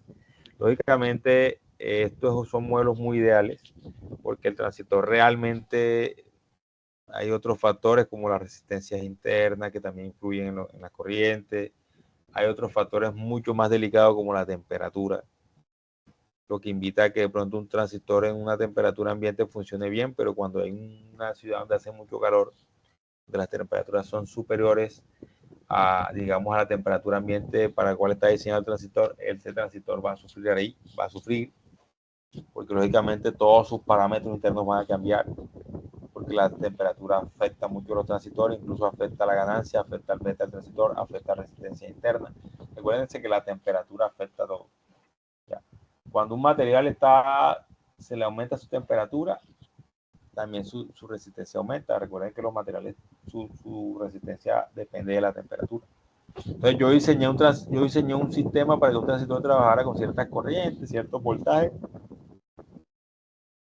¿no? Pero resulta y pasa que yo lo instalé en un lugar donde hacía mucho calor, o la temperatura ambiente era muy alta, y también el dispositivo, por lógica, él al funcionar también va a emitir calores, o sea, temperatura, se va a generar temperatura en el dispositivo. Como es un transistor, el man se calienta, o sea, todo se calienta por general, a menos que esté trabajando con señales muy pequeñas, muy pequeñas, en una región, en una zona donde no maneje grandes corrientes, lógicamente no se va a calentar, pero cuando él está trabajando en corrientes, digamos, cercanas a la corriente máxima que puede permitir el transistor, el man por naturaleza tiende a calentarse. Y al el calentarse, él mismo va a alterar sus propias características internas, entre ellas la resistencia, que es una de las que más se afecta. Y lógicamente, entre más se aumenta la resistencia, lógicamente también más pérdida va a haber de corriente, porque al aumentarse la resistencia no va a permitir que pase más corriente de lo que nosotros queremos que pase. Listo, este es uno de los modelos del transistor de fría. Veamos aquí una fuente de corriente que va de colector a emisor y una señal o una fuente de tensión que va entre base y emisor. Y esa fuente de corriente depende directamente de la corriente de la base. Listo, entonces aquí dice la corriente de base, ya lo vimos, es igual al beta del transistor multiplicado por la corriente de base, perdón, la corriente de colector. Y la corriente de emisor va a ser igual a ¿quién? La corriente de emisor va a ser igual a la corriente que baja por aquí del colector más la corriente que entra a la base. Por lo general uno dice que la corriente de emisor es aproximadamente igual a la corriente del colector, porque la corriente de base por lo general son del orden de los microamperios. Entonces son corrientes muy pequeñas, mientras que la corriente de colector son corrientes más grandecitas, incluso de los miliamperios, incluso de los amperios. Entonces uno viene y desprecia la corriente de base, porque microamperios no es significativo frente, por ejemplo, a un amperio o frente a 100 miliamperios, o sea, son corrientes demasiado pequeñas y significativas. Listo, zona de corte, muy importante esto saberlo, ¿no? Aquí estamos en zona de conducción y aquí estamos en zona de corte del transistor. Dice, ambas uniones, base emisor, base colector, polarizadas e inversas. Si yo polarizo las dos uniones inversas, el transistor va a entrar en algo que se llama corte.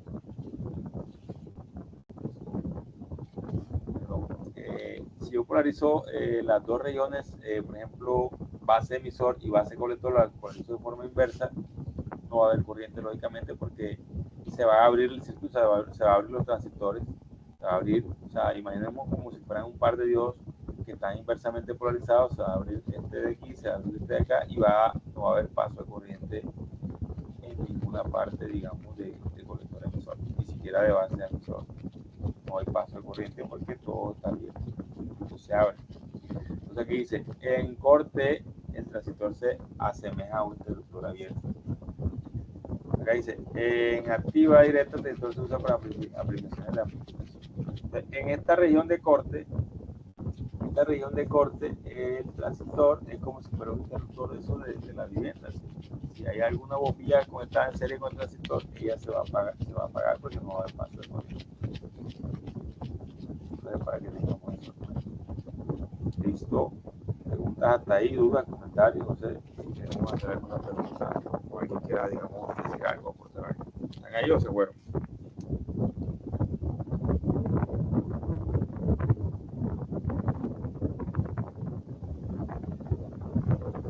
Bueno, sí. Digamos, para la conexión de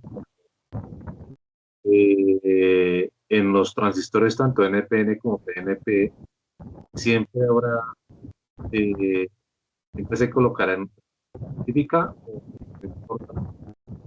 Perdón, me repite la pregunta que parece que se te recortó justo cuando dijiste la última palabra.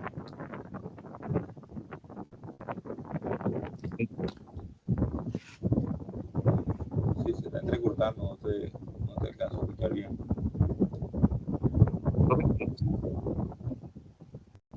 ¿Sí? Se te escucha entrecortado, Duan. ¿Sí? Si quieres, no sé, escribe la pregunta al WhatsApp y yo la miro. A ver, porque se está escuchando bastante entrecortado, no te entendí nada. No sé si soy yo o si de pronto esto a todos les pasa lo mismo. No alcanza a escuchar muy bien. ¿Cómo?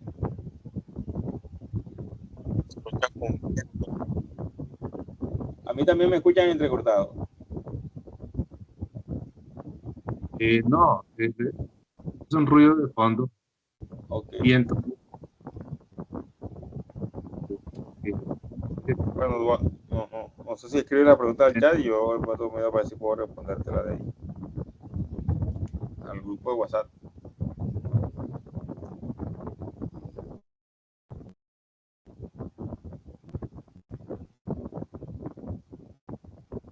Juan, si estás ahí.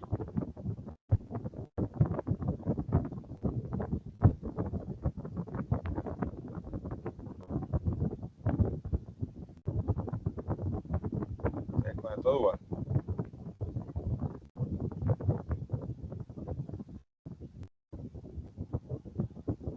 Bueno, parece que está escribiendo. Bueno, igual vamos a seguir un poquito mientras que Juan escribe la pregunta.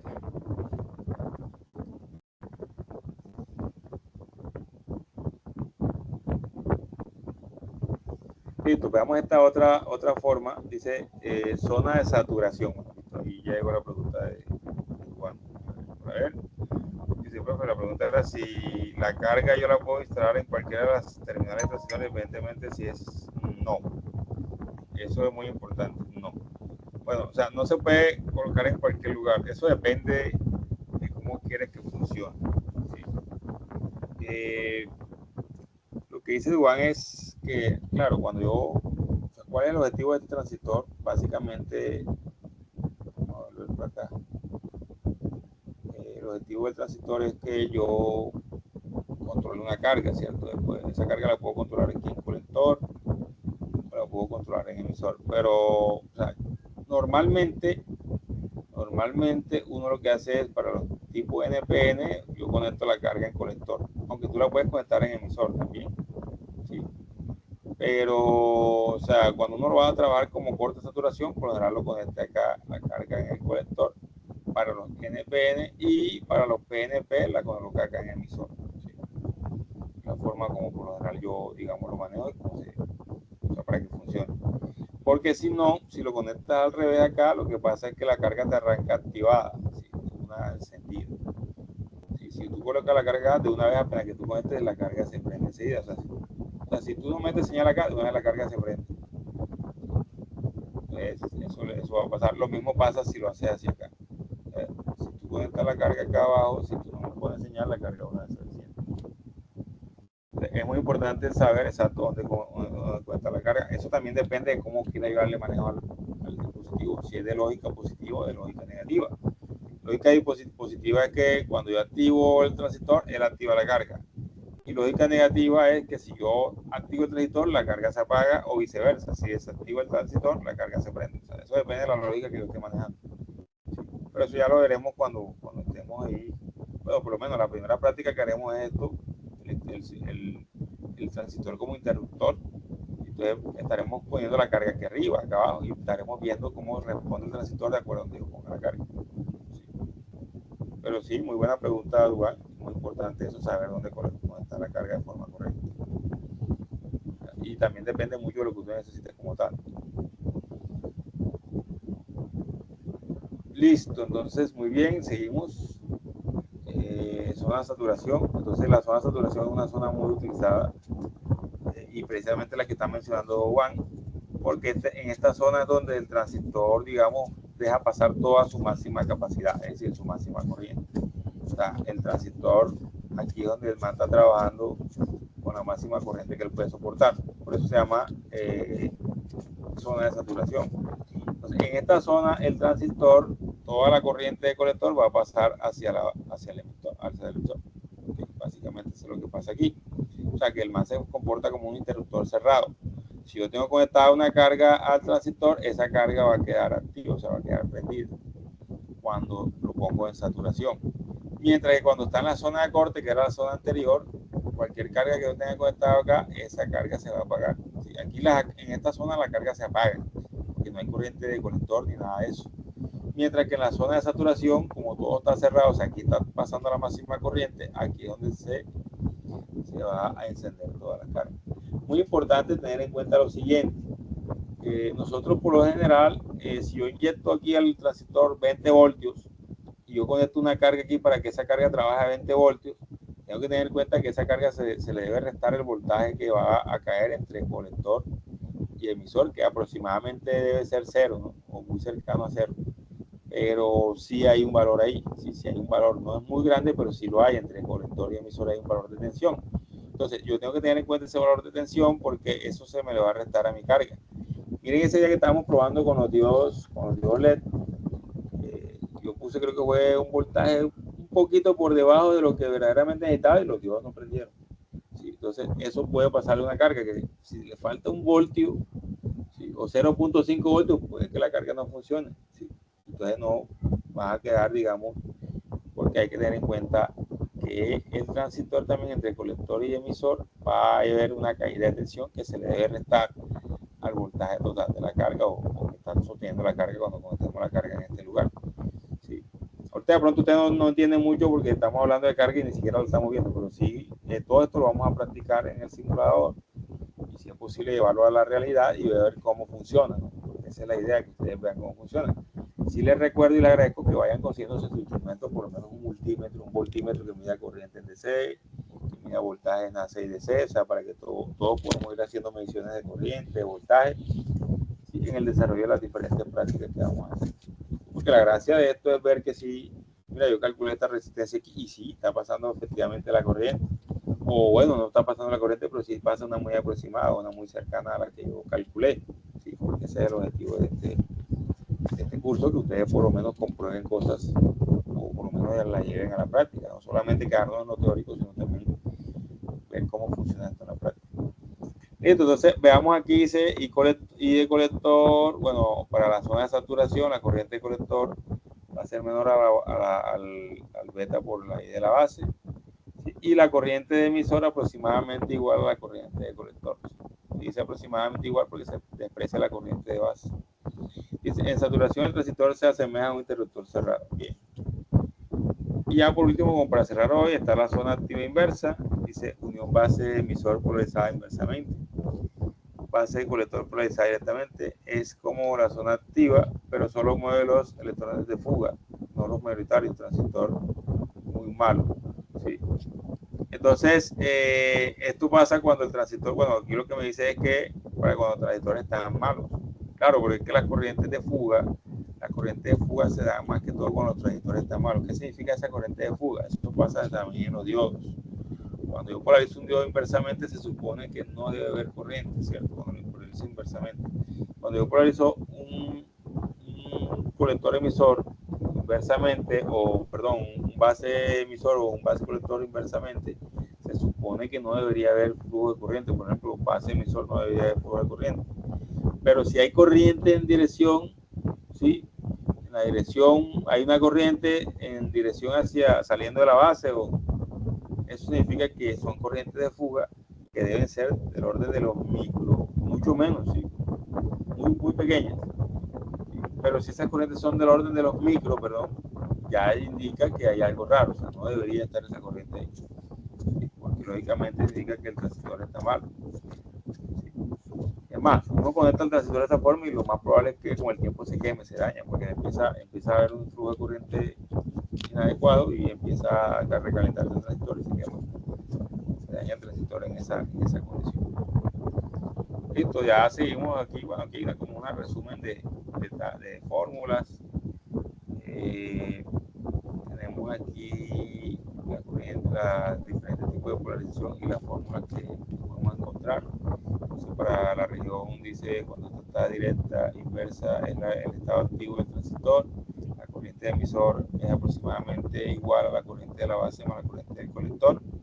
Voltaje de base emisor es aproximadamente 0,7 voltios y la corriente de colector es igual al beta, es decir, la ganancia del transistor multiplicada por la corriente de base. Profe, ¿de dónde sale ese beta? Ese beta es un dato que me da la hoja característica del mismo fabricante. Ya estaremos viendo la siguiente sesión, que es el viernes, Dios mediante. Estaremos viendo este beta, estaremos haciendo algunos ejercicios de resta de carga, estaremos haciendo algunas cositas con transistores, polarizando, inverso, directo, para ver qué pasa, midiendo corrientes.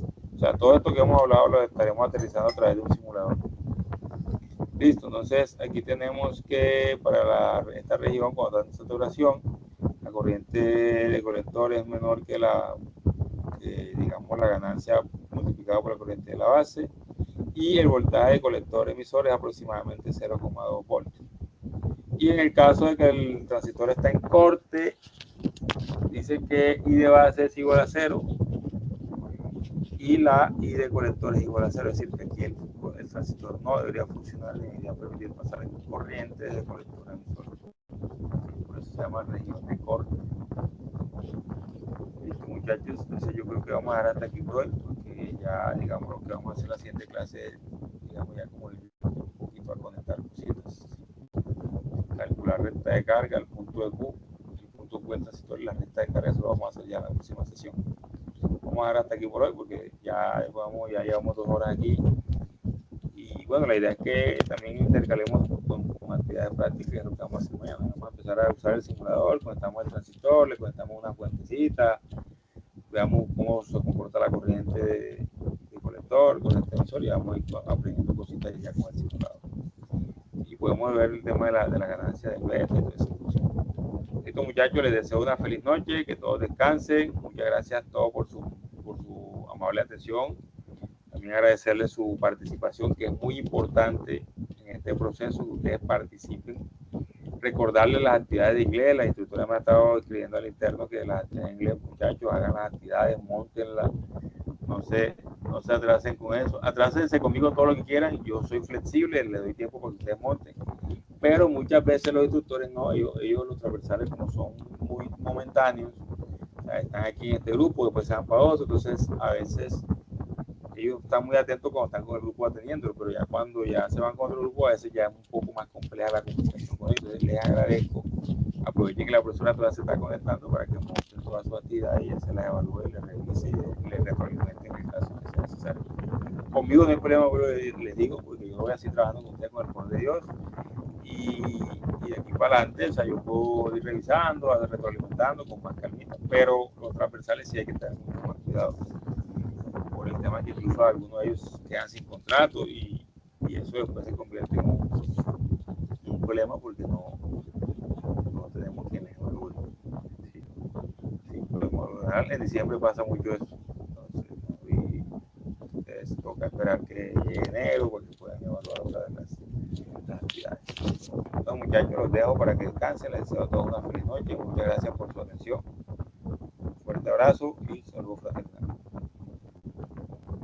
Listo, profe.